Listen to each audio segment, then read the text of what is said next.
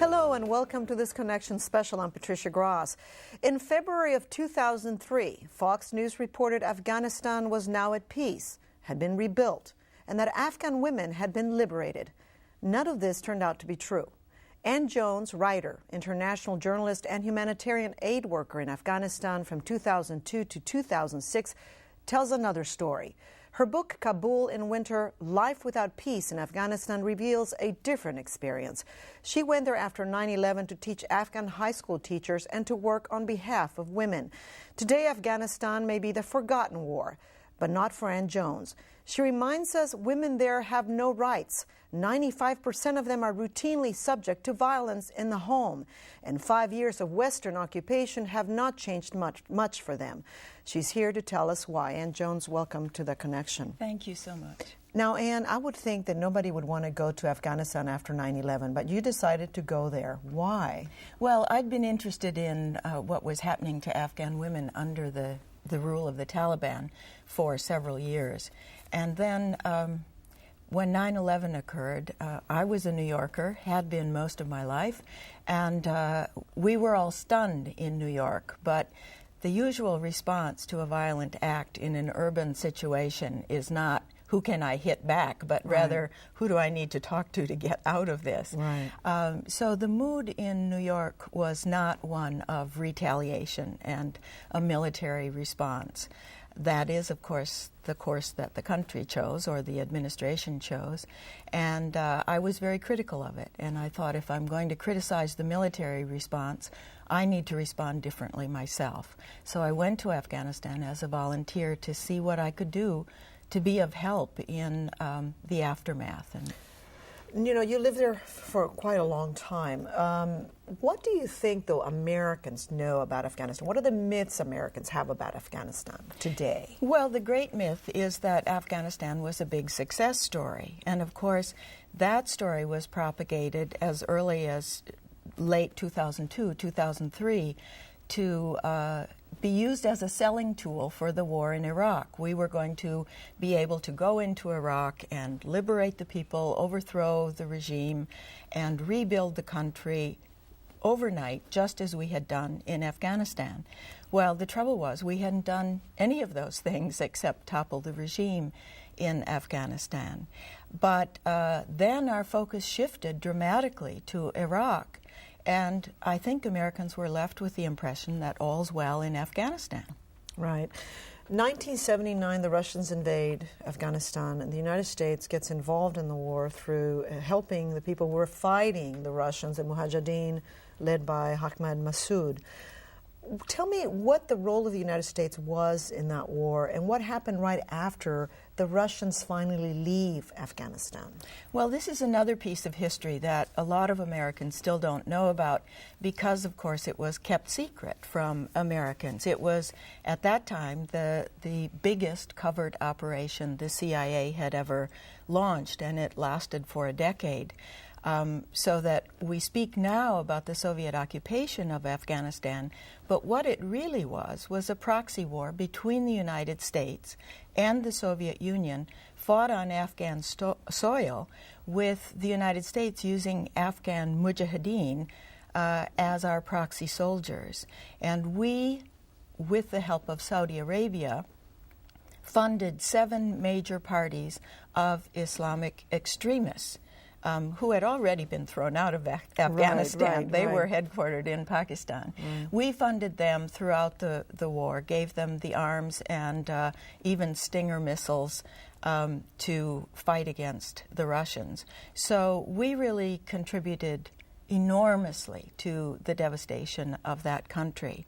And when the Soviets withdrew from the country, we then sponsored the Mujahideen in an effort that they did not want to make, to go in and topple the legitimate government that the Soviets had left behind.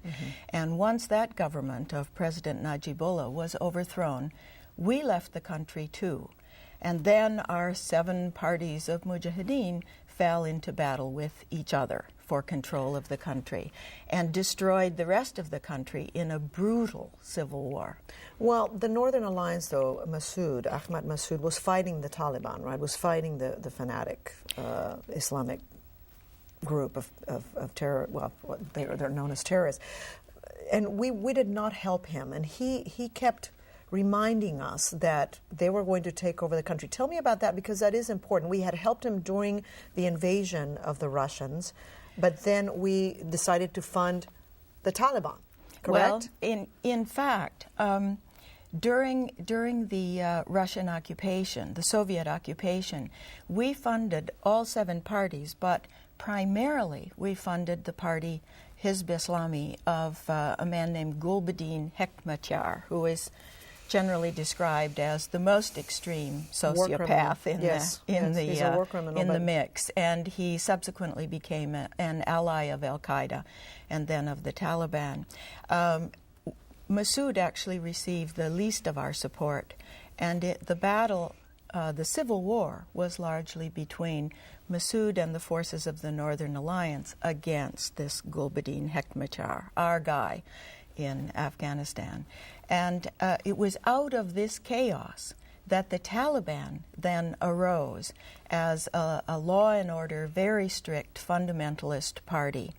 And because the United States, as always, had its eye on oil in the area, the administration, the Clinton administration, actually greeted the Taliban quite warmly because they were bringing law and order to the country. And wasn't the Hamid Karzai, the present president of Afghanistan, in that meeting? And he represented Unocal, an oil company, correct? Hamid Karzai was participated in the oil negotiations, yes.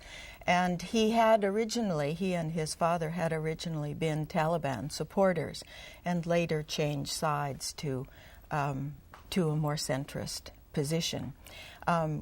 In the negotiations that took place in Bonn then to resolve, I'm jumping ahead here, to resolve the situation after the United States overthrew the Taliban, Hamid Karzai was installed as the president.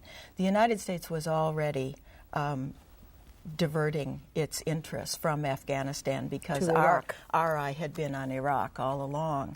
And so we didn't take the trouble to sponsor real peace negotiations in which all sides could have participated and maybe come to a genuine agreement as a basis for peace. Instead, we simply installed our guys as the leaders of the country, with Karzai in the presidency and many of the same old Islamist warlords in the cabinet and in their former positions of power. We hear here, though, that he was democratically elected. Well, subsequently, the United States and the international community, the UN, and all the other nations who participated in aiding Afghanistan did sponsor democratic elections. And Karzai, interestingly enough, comes from a very distinguished Pashtun family in the south. And Pashtun being the leading ethnic group in Afghanistan. In the south, yes. And that is the lineage of the former kings of Afghanistan. Right. So to Afghans, this made perfect sense. Right. It was like the restoration of the king. Of the old kingdom, yeah. right. So they were willing to support Karzai, and it was clear that the international community wanted them to go out and vote for Karzai, so that's what they did.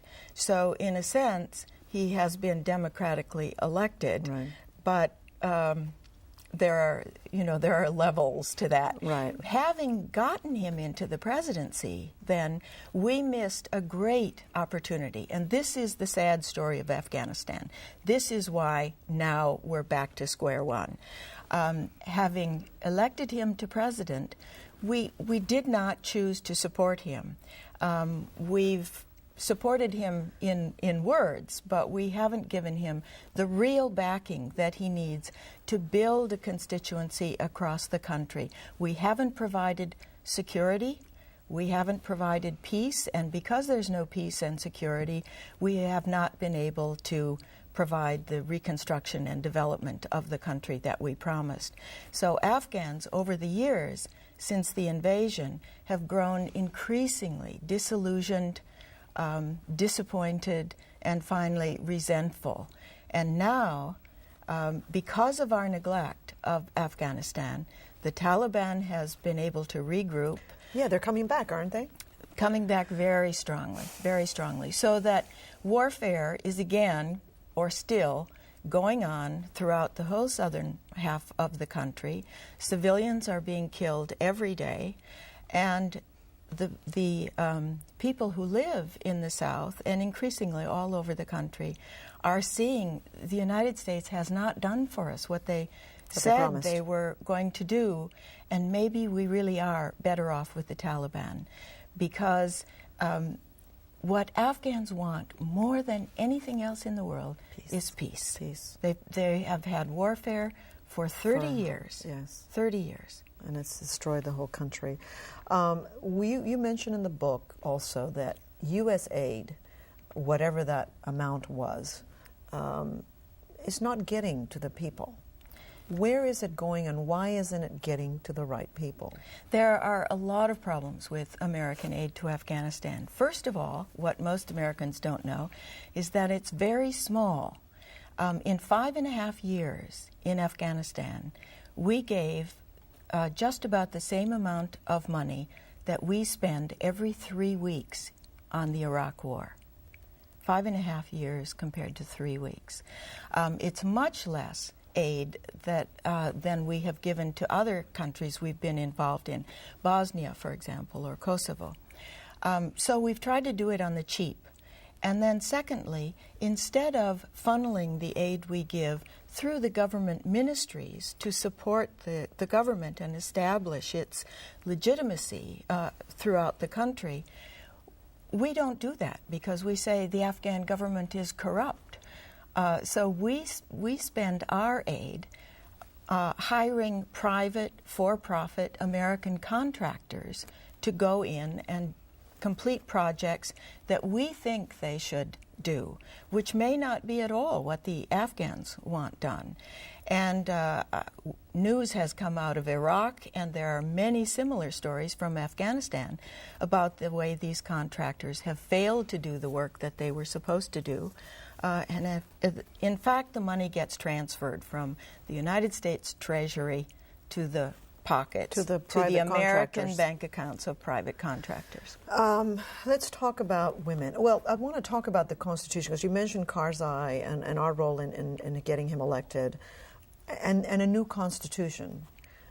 Tell me about the Constitution, what's really happening there, because our concern also is women and their rights. Mm-hmm. The new Constitution looks great on paper. It does prescribe equal duties and responsibilities for men and women, although Afghan men keep saying that doesn't mean they're equal. They just have equal duties and responsibilities. The international community was instrumental in setting a quota for women to be elected to Parliament. So in 2005, some 68 women became members of the 240-something member lower house of Parliament. So it's possible now to see on Afghan television Afghan women in Parliament actually standing up and arguing with men in Parliament. This has not happened before. So Afghan women are really at a pivotal point now, because it is true that the educated elite group of women in Kabul, after the fall of the Taliban, was able to return to jobs in the government ministries, to teaching jobs, to their positions as doctors or lawyers. But that's a very small, select group. That group might be broadened through increased education, and if the government had the power to make the country adhere to this new constitution and to international agreements that the government has signed guaranteeing the rights of women and children. But of course, if the Taliban comes back, all of that goes out the window.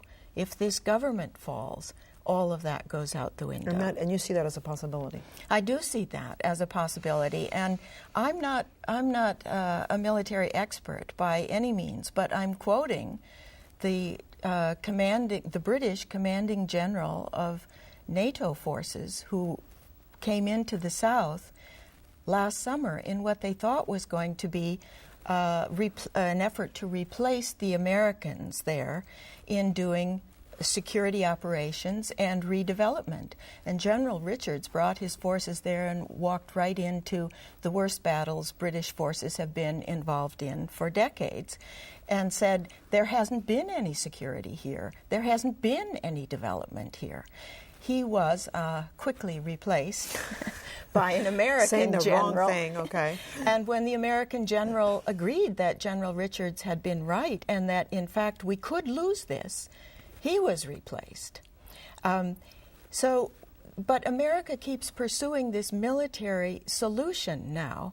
You know, instead of Afghanistan being the model for Iraq, Iraq has turned out to be the model for Afghanistan. Right. So now we're surging in more troops, we're throwing in more money, we're trying to arrive at a military solution, while our own duly established President Karzai has been saying for years, we need a political solution. Right, the Taliban you are killing are Afghan citizens. We need a peace and reconciliation process. You need, you need a different approach. You need democracy, is Right. what you need. The United States is now in the peculiar position of trying to enforce democracy by killing all the Afghans who don't agree with that position. So what you're saying is we should be negotiating, we should be sitting down and talking. We should be allowing the Afghans to sit down and talk and solve this problem. At the same time, that is very problematic, because should they not be able to accomplish a legitimate democratic settlement that allowed all of these parties to live in some kind of harmony, and Afghans do not have a good record for harmony, if the Taliban were to return to control, then it would be a disaster for women. It would reestablish one of the most repressive regimes in the world. Mm-hmm. Let's talk about women. You say 70% of women in Afghanistan suffer from depression. Most of them are illiterate. Most of them are not able to go out and get a job. Tell me what's going on with the state of women. I know that's a very broad question. There's so many issues, but in general, what is happening to women today in Afghanistan? Mm-hmm. Well, we've heard, of course, that women were liberated. And as I mentioned, that is true of a small, educated elite group in the capital and an elite group in some of the other cities. But it's still true that the vast majority of women in Afghanistan, some 80 or 90%, are totally illiterate. They live in the countryside. Their husbands are illiterate as well. This is a country traditionally of peasant farmers. And most women are confined to their compound. They do not go out on their own.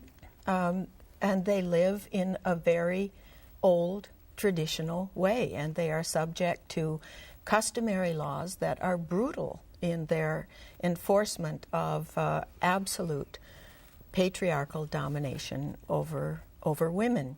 So it was the UN that initially did studies of what life was like for women and came up with these figures of 95% of women subject to routine violence in the home, treated much as you might treat a recalcitrant farm animal.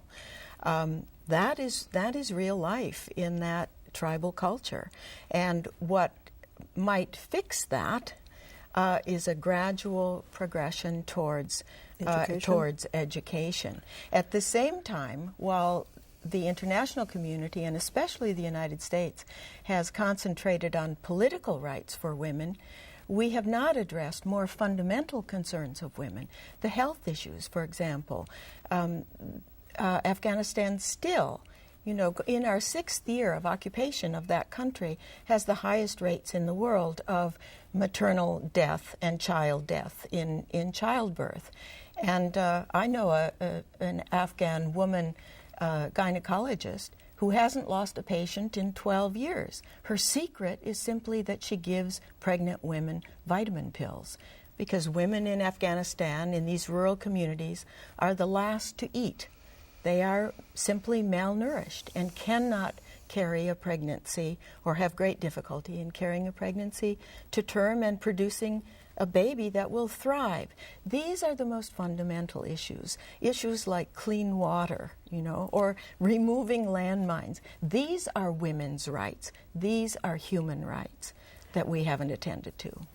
You spent some time on women in prison. What does your experience there teach us about what is going on with women as well? Well, women tend to get sent to prison because their family has an argument with them, and it usually is over a sexual matter. The most common crime of women in Afghanistan is sex outside of marriage, which doesn't mean they've had sex outside of marriage. Any woman outside her home on her own is assumed to be guilty of that crime. And so women who leave their homes, women and young girls who leave their homes to escape the violence in the home, or to escape forced marriage or sexual servitude at home, will be picked up by the police, put in prison, put in jail, and then it's up to the family to try to get them out, and in most cases the family doesn't want them back. What can Americans do with this whole situation? What are some of your ideas as to what we can do? Well, there have been a number of wonderful aid organizations that have been active in Afghanistan for years, some of them all through the Taliban. And one of the great reforms has been an effort, anyway, to reform the judicial system, which is so ultra-conservative and corrupt, and certainly so detrimental to women. And progress, little by little by little, is being made in trying to reform that system. But it takes time, it has a long way to go, and because of our neglect of the security in the country, we may not have that time left. Tell me about the NGOs that you think are doing a good job. Well, internationally, the great aid countries are the Scandinavians, Luxembourg, the Irish, the UK.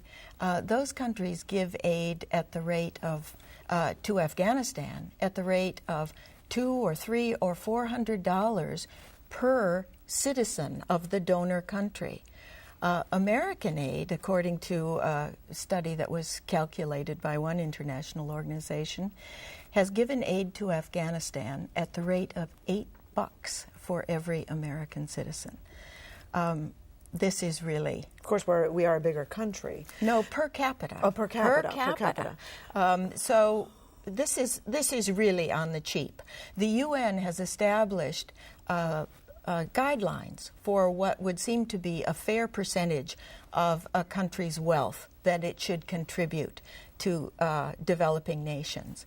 And no country except Luxembourg has yet achieved the goal of that in giving of those guidelines. But the United States is way at the bottom of the list. Which NGO, and we have a short time, do you think did a really good job, like Médecins Sans Frontières or UNICEF or... Yes, Médecins Sans Frontières actually had to leave the country because so many of their workers were murdered. Yeah, Doctors Without Borders. But the big ones that people know about generally do a very good job. I'm thinking of CARE, Oxfam, Save the Children, UNICEF, the UN organizations, all of those major international groups, NGOs that work all over the world, tend to do a very, very good job.